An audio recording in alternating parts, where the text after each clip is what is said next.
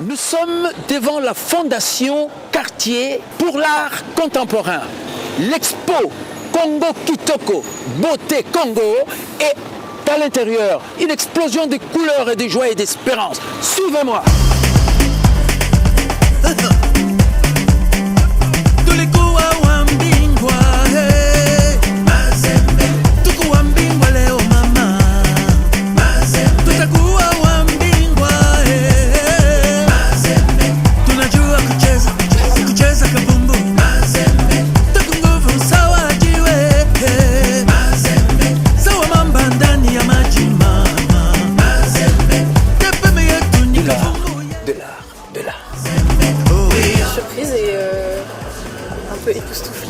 J'aime beaucoup. Je suis très émue devant cette exposition. Extra. Chouette. Créatif. Il y a des styles de dessin qui sont pas comme les autres. Beauté Congo. Paris est sous le charme. Congo Kitoko.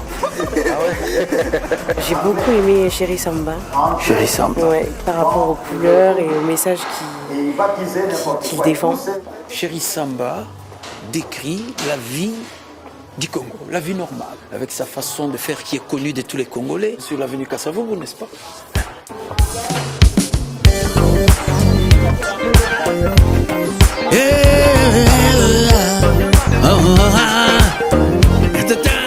Dans les années 20, Albert Lubaki et Gila Tendo avaient l'habitude de décorer les murs des cases des villages.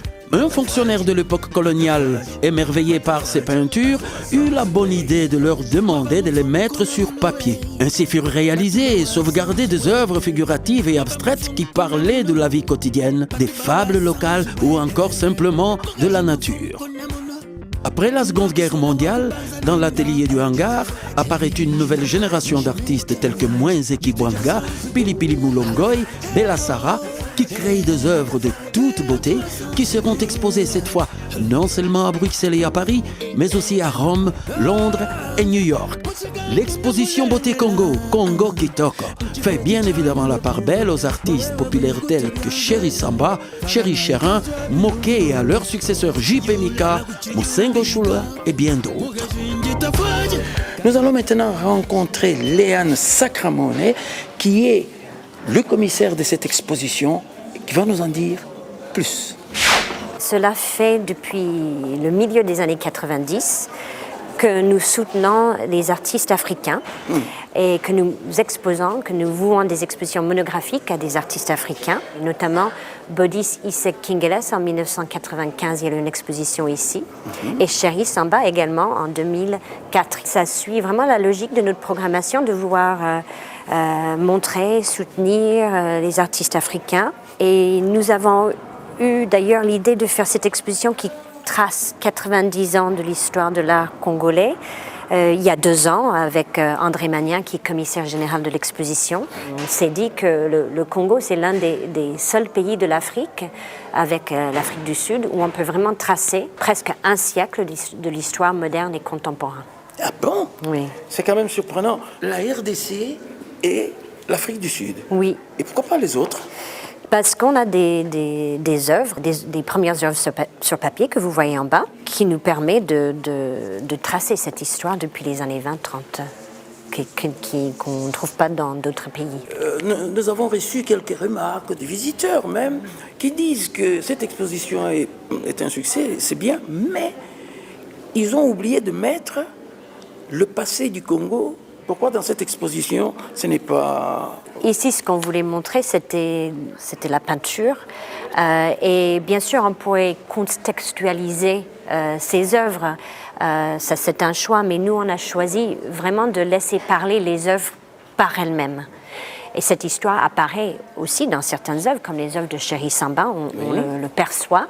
Cette œuvre de l'enfant soldat, ou ce portrait de Lumumba qu'on voit ici, on peut avoir une idée de cette histoire, mais on ne l'explicite pas dans les salles de l'exposition. On parle tellement de cette histoire très dure, cette réalité très dure, qu'on voulait que les gens découvrent autre chose du Congo. Toute cette beauté, cette exubérance, vivacité artistique qu'on trouve au Congo. Les gens qui ne comprennent pas très bien, ils ne savent pas tout le bon, tout le meilleur qui regorge de ces pays, qui n'attend que d'être ouvert à tout le monde.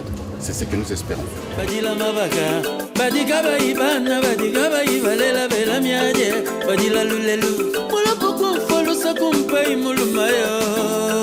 Le trio Majessi qui avait reproduit les combats du siècle, Mohamed Ali contre Foreman à Kinshasa.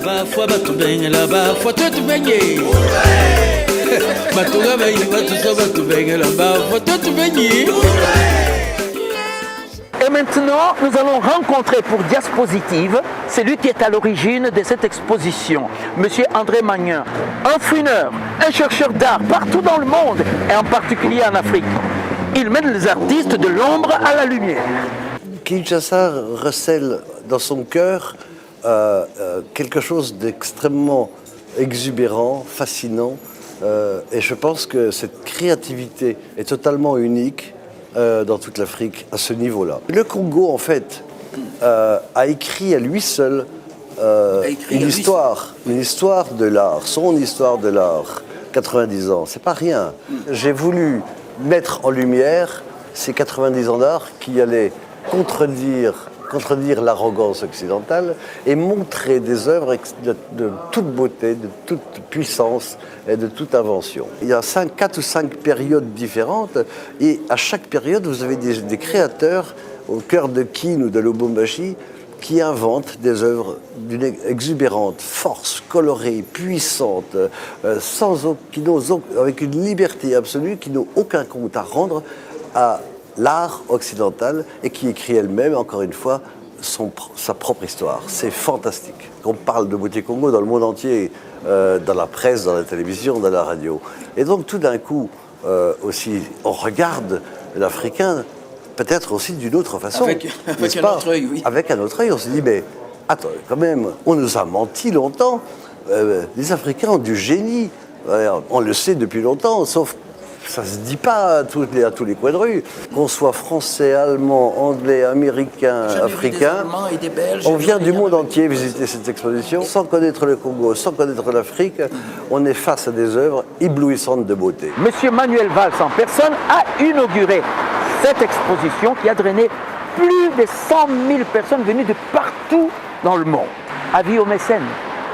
À quand le financement des lieux d'exposition d'art à Kinshasa afin de permettre au peuple congolais d'aller apprécier leurs propres artistes et leurs œuvres.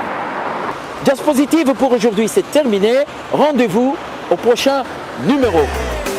Batuga bayi batuso batubengela ba foto tubenyi